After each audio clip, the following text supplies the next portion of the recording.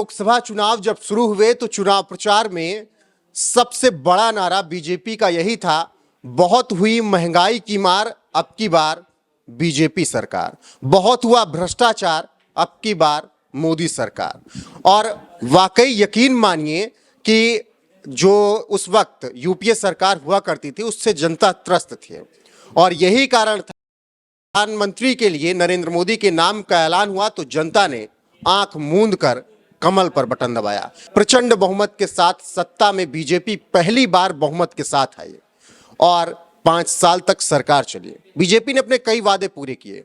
फिर 2019 में बात हुई, मैं भी चौकीदार, और इस बार जनता ने नरेंद्र मोदी पर और ज्यादा विश्वास किया और उसका परिणाम था 303 सीट। इस बार 370 पर बात हुई, वो भी हटा दिया गया। राम मंदिर बनकर तैयार हो गया और बीजेपी को लगा कि 2024 में बात की जाए, अब की बार 400 पार। लेकिन जनता ने इस बार विश्वास नहीं किया और जनता ने बीजेपी को 250 सीट भी नहीं दी है। 240-45 सीटों के बीच बीजेपी लटक रही है। अब अपने सहयोगियों को भरोसे है कि वो ठीक ठाक रहें और साथ में रहें ताकि सरकार चल जाए और नरेंद्र मोदी तीसरी बार प्रधानमंत्री बन जाए। अब कारण क्या है इसके पीछे का? क्यों बीजेपी के साथ ऐसा हुआ कि उसे 2 बार प्रचंड बहुमत मिला और तीसरी बार जब सब कुछ उसने कर दिया तो बहुमत क्यों नहीं मिला? तो इसके पीछे का कारण समझने के लिए आपको 5 कारण मैं बताऊंगा और ये 5 कारण वाकई बीजेपी के लिए बैकफायर कर गए। सबसे पहला कारण है केवल और केवल एक चेहरे के भरोसे रहना और उसको नाम देना मोदी मैजिक। नरेंद्र मोदी केवल एक चेहरा है जो कि पूरे देश में बीजेपी के लिए प्रचार करते रहे और जो चेहरे हैं उनको इस तरीके से बढ़ाया नहीं गया। मैं बात कर रहा हूं उत्तर प्रदेश के मुखिया योगी आदित्यनाथ को लेकर। पूरे चुनाव प्रचार के दौरान केवल एक इंटरव्यू योगी आदित्यनाथ देते हैं और सोचिए कि पूर्वांचल में चुनाव होता है, अवध में चुनाव होता है और रीजनल चैनल पर भी वो नहीं बैठते हैं। आप जानते हैं कि मीडिया का कितना इन्फ्लुएंस होता है। तो केवल मोदी मैजिक के सहारे रहना बीजेपी के लिए परेशानी का सबब बना। दूसरी बात, बीजेपी के वोटर्स की नाराजगी। जो बीजेपी के कोर वोटर होते थे जिसमें किसान, मजदूर, दलित उत्तर प्रदेश के, जो कि राशन एक बड़ा फैक्टर जिनके लिए इस चुनाव में वोट डालना था, वो भी नाराज हुए। उसका कारण क्या था कि उत्तर प्रदेश के किसानों को दिन भर परेशान पहले तो अपनी मेहनत की वजह से होना पड़ता है और फिर रात में जानवरों को ताकना पड़ता है ताकि उनकी फसल ना खा जाए।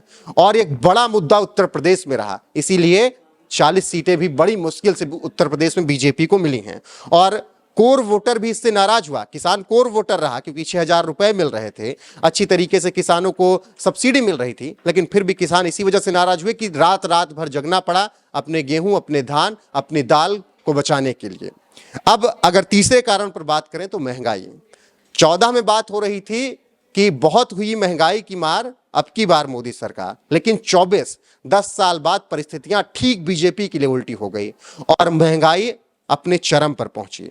पेट्रोल डीजल के दाम, इसके अलावा सबसे बड़ा मुद्दा जो रहा, ठीक है नितिन गडकरी की खूब तारीफ हुई, लेकिन टोल टैक्स का बढ़ना कहीं ना कहीं एक बैकफायर ये भी बीजेपी को कर गया।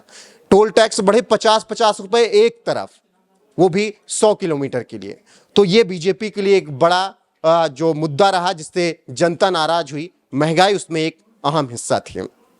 अब फिर बात करें तो चौथा नंबर आता है बेरोजगारी और बेरोजगारी में सबसे बड़ी बात होती है पेपर का लीक होना। उत्तर प्रदेश में भारी वैकेंसी आई, उत्तर प्रदेश के इतिहास में पुलिस भर्ती सबसे बड़ी आई, लेकिन पेपर लीक हो गया और उसके बाद उत्तर प्रदेश के मुखिया योगी आदित्यनाथ ने एक्शन भी लिया। पेपर लीक वालों के खिलाफ बुलडोजर भी चला और बच्चों की फीस माफ कर दी गई और यह भी कहा गया कि जो फॉर्म भरेंगे फ्री में भरा जाएगा। लेकिन जनता में विश्वास नहीं बन पाया और ये वो जो राजस्थान में हो रहा था जिसकी वजह से गहलोत की सरकार गई, वही आज हाल उत्तर प्रदेश में देखने को मिल रहा है कि पेपर लीक होना, बेरोजगारी बढ़ना उत्तर प्रदेश में सीटें कम कर गया और उत्तर प्रदेश में सीट कम होने का मतलब है कि आप ऑटोमेटिकली सीट देश में कम लाएंगे। आखिरी अगर बात करें तो स्थानीय नाराजगी का नुकसान और यह सबसे बड़ा फैक्टर रहा। इसको मैं पहले अपने कई वीडियोस में बता चुका हूं कि कई ऐसे सांसद रहे हैं या कई ऐसे कैंडिडेट रहे हैं जिनको जनता नहीं चाहती थी। उसमें से कुछ नाम आपको मैं गिना दूं, जैसे कि कौशाम्बी से विनोद सोनकर को लोग नहीं चाहते थे कि उनको दोबारा फिर से टिकट दिया जाए। संगम लाल गुप्ता को प्रतापगढ़ से लोग नहीं चाहते थे और यहां तक कि अमेठी से स्मृति ईरानी को लोग नहीं चाहते थे कि टिकट दोबारा दिया जाए, क्योंकि केएल शर्मा जिस तरीके से चुनाव लड़े, सबको ये डर था कि केएल शर्मा बड़े जाने पहचाने चेहरे अमेठी और रायबरेली में हैं और सोनिया गांधी, राजीव गांधी तक का चुनाव उन्होंने मैनेज किया था वहां पर, तो वो जमीनी स्तर पर बहुत काम किया है। निरहुआ की जीत भले, हार भले अप्रत्याशित रही, उनका टिकट मिलना लोगों को ठीक था, लेकिन कई ऐसे चेहरे रहे। बृजभूषण शरण सिंह भी था। अब आप कहेंगे बृजभूषण को टिकट नहीं मिला, तो बात बराबर है, चाहे बेटे को मिल जाए चाहे बाप को, ठीक है, वो अपनी सीट पर जीत गए, लेकिन उसका इन्फ्लुएंस पूरे उत्तर प्रदेश में हुआ। और योगी आदित्यनाथ से बृजभूषण की नाराजगी कैसी है ये बताने की जरूरत है नहीं। और इसके अलावा तमाम ऐसे नेता, भले मेरठ से अरुण गोविल ठीक ठाक प्रदर्शन अभी तक कर रहे हैं, लेकिन उनको भी अगर टिकट दिया गया तो लोगों ने कहा कि नहीं, इन्हें टिकट नहीं दिया जाना चाहिए था। मंडी से कंगना जीत गई, लेकिन उनके भी टिकट पर लोगों के बीच नाराजगी थी कि कार्यकर्ताओं को टिकट दिया जाना चाहिए था।